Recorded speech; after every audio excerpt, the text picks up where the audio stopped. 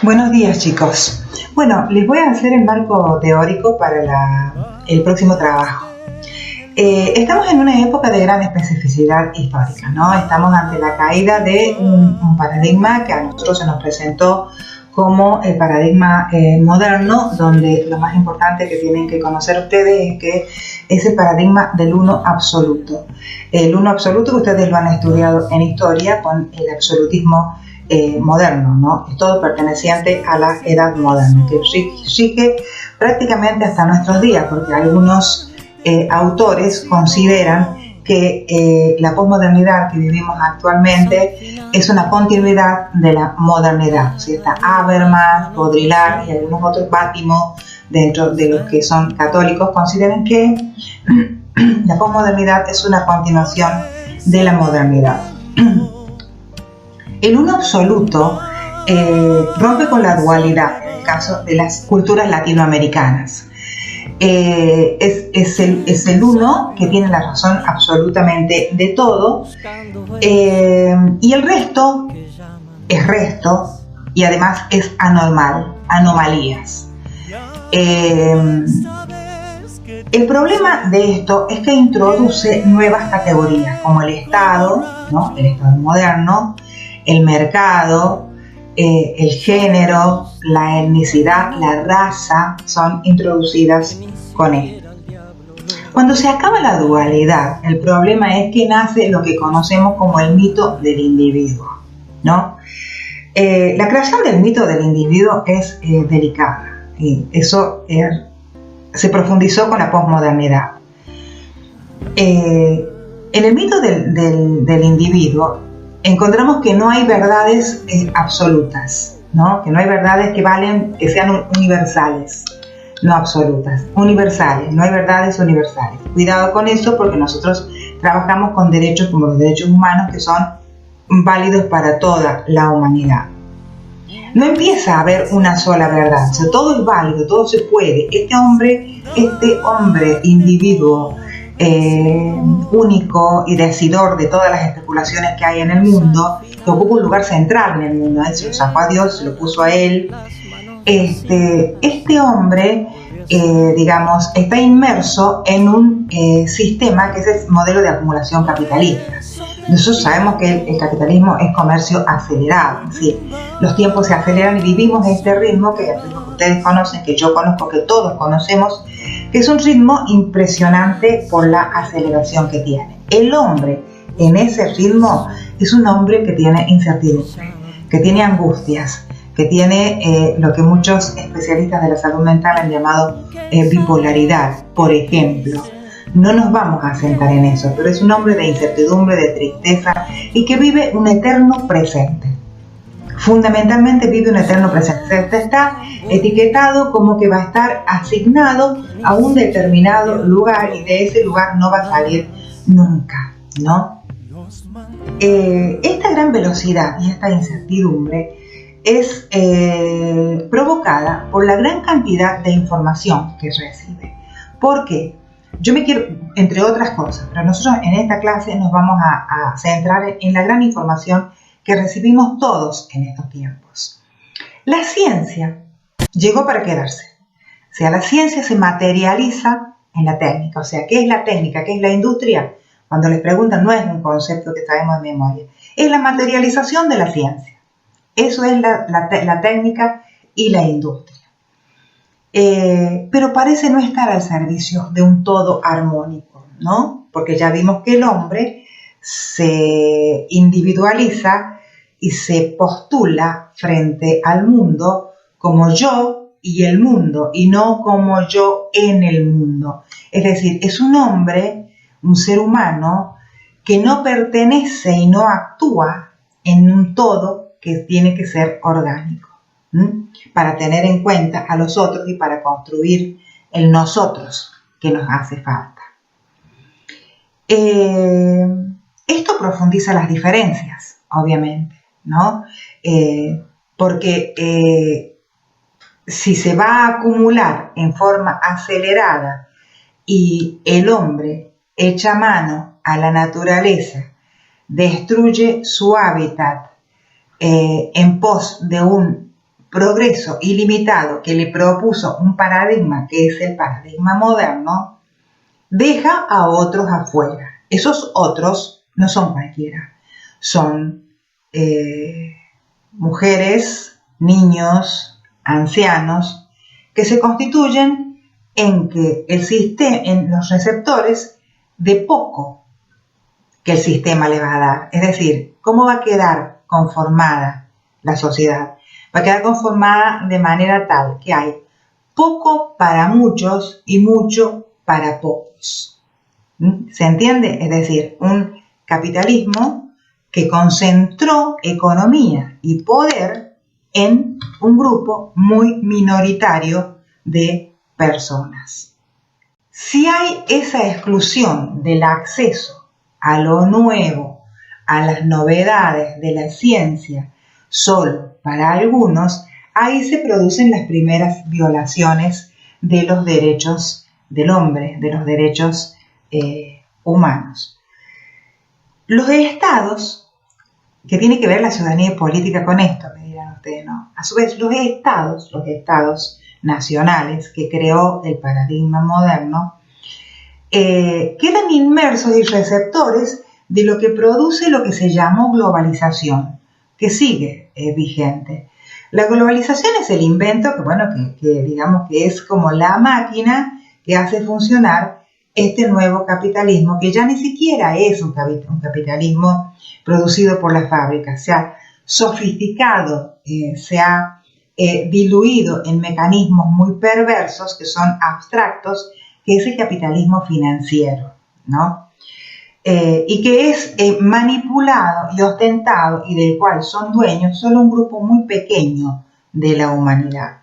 Frente a esto y para defender las producciones regionales, los estados, frente a la globalización, que parece ser buena para algunas cuestiones culturales, comunicacionales, turísticas, por ejemplo, frente a esto, los estados han tenido que conformar bloques para poder competir en ese escenario mundial. Esos bloques, por ejemplo, son el Mercosur, el NAFTA, políticamente la UNASUR, etc. Esto no ocurrió naturalmente, ¿no? Es decir, hay en Latinoamérica, con autores latinoamericanos, entre brasileros, venezolanos y también argentinos, de la teoría del desarrollo, autores de la teoría del desarrollo, que dice que son lugares asignados, es decir, que a algunos países les asignaron el lugar de desarrollados y a otros les asignaron el lugar de subdesarrollados. Y esto lo podemos constatar nosotros porque cuando se producen las primeras acumulaciones en Inglaterra, que lo enseñan en historia con la revolución industrial, la primera revolución industrial, la segunda revolución industrial, esto uno lo tiene que analizar, ¿no? No solo saber las fechas y qué se produjo en esas revoluciones, sino saber cómo analizo, cómo reflexiono sobre eso, ¿no? Y bueno, inmersos en este propósito del paradigma, que es la acumulación, ¿no?, de capital, Europa entera se autoconforma. Es decir, no hay Europa sin América Latina. Europa se conforma por los recursos que extrae cuando conquista América Latina. Quijano, un autor latinoamericano, dice que no hay Europa sin América Latina. Ahí se produce la primera acumulación, con las revoluciones industriales que va a producir Inglaterra, después Francia y demás.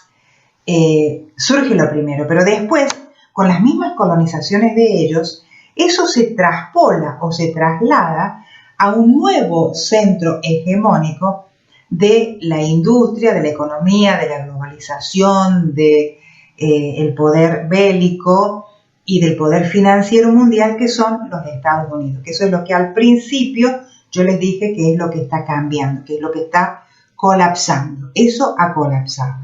Colapsa simplemente porque ya no puede ofrecer ante una crisis, o sea, porque suben tanto los precios, se acumula tanto, que se hace la crisis que se hace el equilibrio con una catástrofe. Es decir, suben los precios, pero bajan los salarios. Si suben los precios y bajan los salarios, llega un momento en que no hay quien compre. Y si no hay quien compre, se produce, digamos, un desborde de stock. Y entonces las empresas productoras quiebran. Esa es la quiebra de la bolsa de Wall Street que se estudia en el secuestro. Y esa es la misma quiebra de hoy. Hoy no hay quien compre todo lo que ahí se produce. Pero paralelamente a esto, el mundo, al nacer el capitalismo y mismo dentro del movimiento de acumulación capitalista, hay una parte del mundo que se extiende, que es el Oriente, con Rusia, donde se construye otra forma de organizar económica, políticamente, culturalmente la sociedad, que es el comunismo colectivista.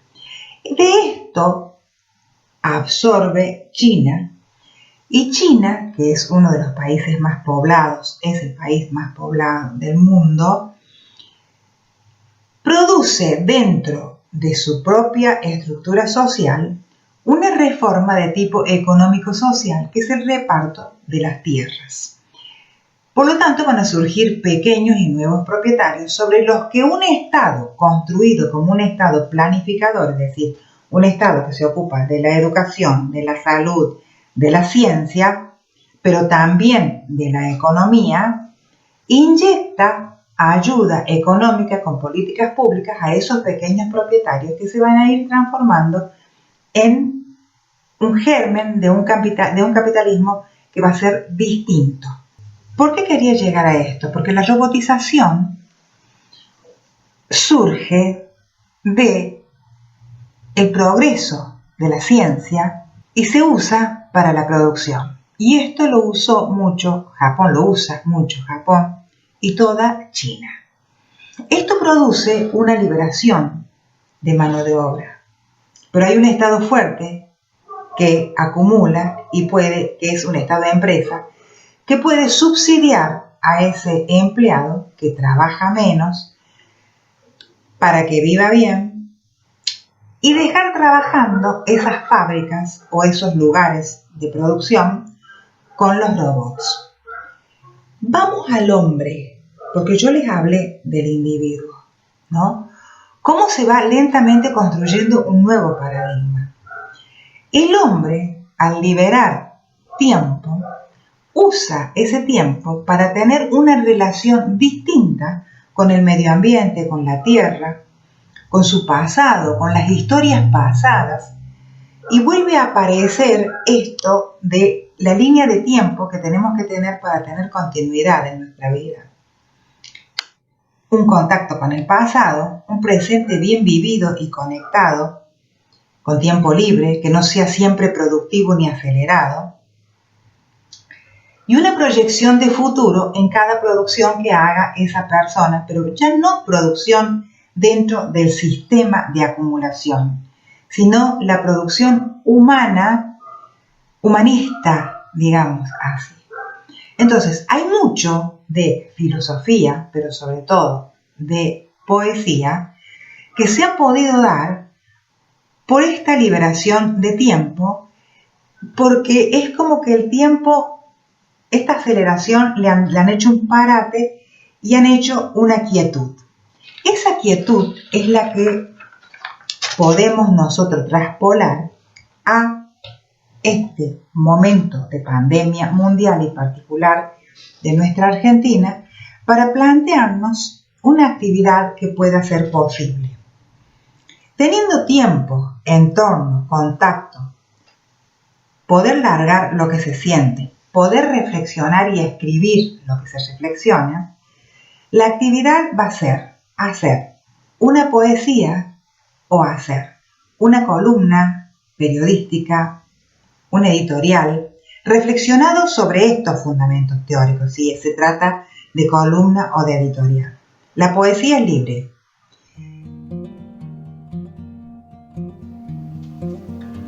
Declaro el estado de poesía permanente y que la rebeldía sea la razón de cada latido. Declaro la insurrección de las rimas como un derecho contra las estrictas matemáticas, pues los versos son la matemática de la vida. Levanto mi puño en alto contra los sumisos que duermen sus sueños. Declaro la anarquía de mi corazón y el furor ingobernable de mi sangre. Yergo mi espíritu por sobre sí mismo y tomo de rimas la revolución de su horizonte. Declaro y deseo la más profunda enemistad a las cadenas de todo sueño humano. Tengo los vuelos del pájaro por única bandera y empuño la igualdad con mi lanza y estandarte. Porque la vida debe ser poesía, porque muere todos los días aquel que reniega de su vida y no rima. Desconozco todo lo que esté sobre mí, porque le reniego estar a mi estatura por sobre nadie. Y más que todo, arranco de mi pecho un grito, y con él lanzo un suspiro inquebrantable, sin látigos ni fuegos, porque la poesía está hecha de los sueños que encarnaron en palabras. Rompo el sistema de barras, porque no hay barras en mi verso. No entiendas, no sigas. Cada quien de caminos hace su camino. Yo solo de versos y de palabras libres mi destino. Amo la libertad de las líneas susurradas, pues todo rebelde es, en verdad, un trazo de poesía, en guerra eterna con las frases armadas. Amo, y eso es poesía.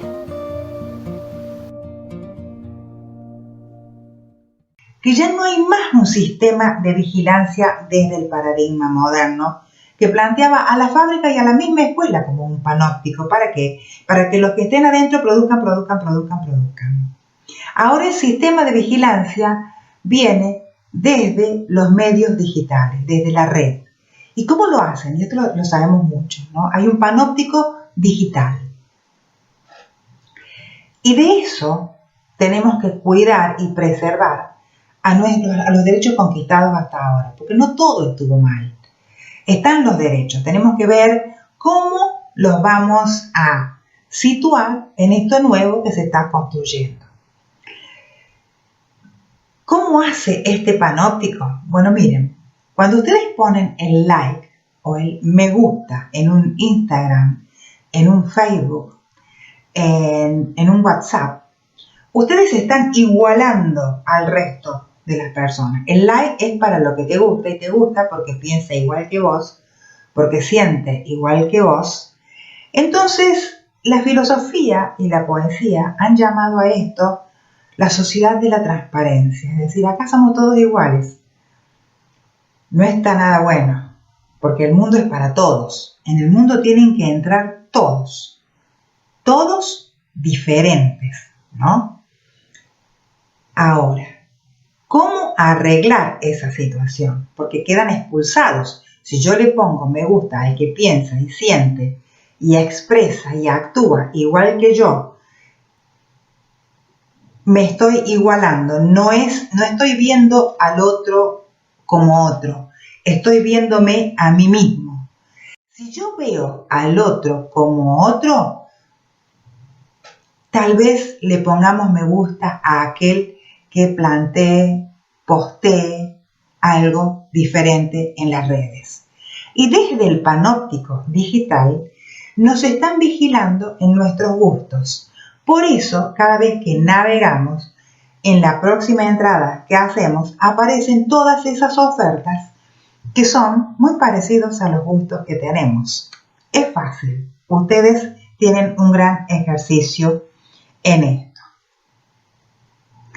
Ahora, hay una autora más que es Adela Cortina. Adela Cortina plantea que en dos obras importantes, La aporofobia y Alianza y Contrato, ella plantea la solidaridad como punto de salida para esta situación de crisis. Y estuvo mucho tiempo esperando por ser parte de ese reto anormal, digamos, por ser mujer. 19 años esperó que la Real Academia Española le aceptara la palabra apodofobia, que es el desprecio y el odio al pobre. Porque ella misma lo explica en una de sus obras. Europa, cuando llega el extranjero, si el extranjero llega con dinero, es un extranjero rico, digamos así, es muy bien recibido. Pero si el extranjero va a buscar trabajo y es de los nuestros, es sudaca. Es totalmente discriminado, ¿no? Y entonces ella encuentra que el camino para evitar esto o para sanar de este mal que nos asiste a nuestra humanidad en la actualidad, para sanar de esto es importante ponerse en el lugar del otro, la empatía, ¿no? El poder inclinarse ante quien lo necesita, pero no dentro de nuestra manada. O sea, yo no puedo ser bueno y aceptar a alguien y comprender solo porque es mi familia, ¿no? Aún dentro de la familia a veces no presentamos al que es más pobre, ¿eh? La solidaridad es solidaridad cuando excede los límites de nuestra manada, cuando vamos más allá, cuando podemos ser solidarios con ese que es desconocido, que es extranjero, que no lo conozco, pero es ser humano. Es más o menos así, chicos. La actividad ya está planteada y no me quiero ir sin relatarles cortito, muy sencillo, un resumen de una clase de antropología. Estaba la profesora de antropología dando una clase sobre civilización y un alumno apresurado por querer saber qué es la civilización y cuándo empieza la civilización, levanta la mano y le dice a la profesora: pero entonces, profesora, ¿qué es y cuándo comienza la civilización? ¿Cuándo comienza la civilización?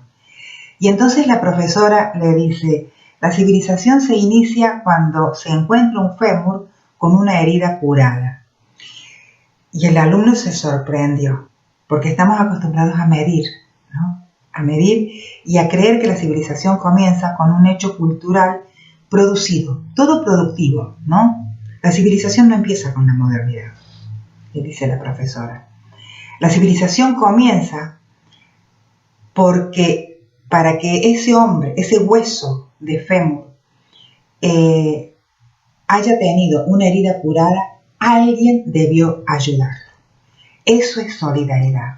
Ahí comienza la humanidad, la civilización.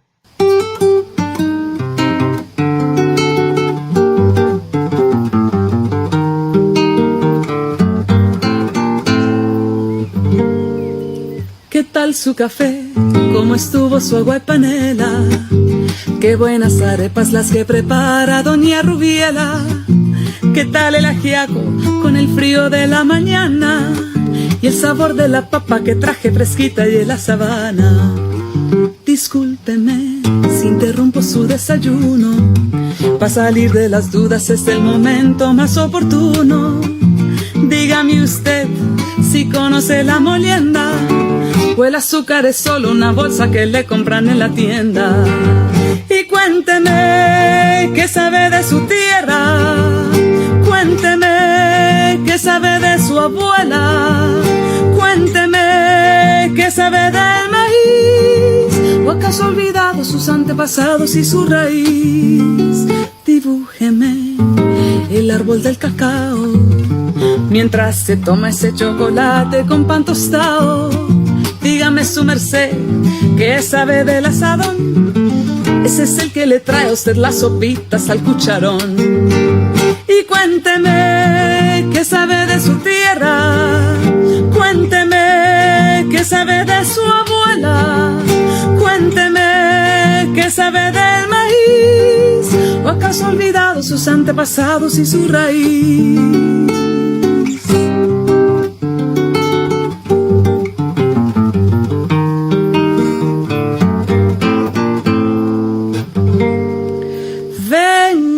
Cuento los cuentos del huerto y de la malanga, la yuca, la yota, los chontaduros, la quinoa, las habas y la guatila. Le tengo el guandú, las arracachas y la calabaza. Le traigo guineos, también chachafrutos y unas papitas en la mochila.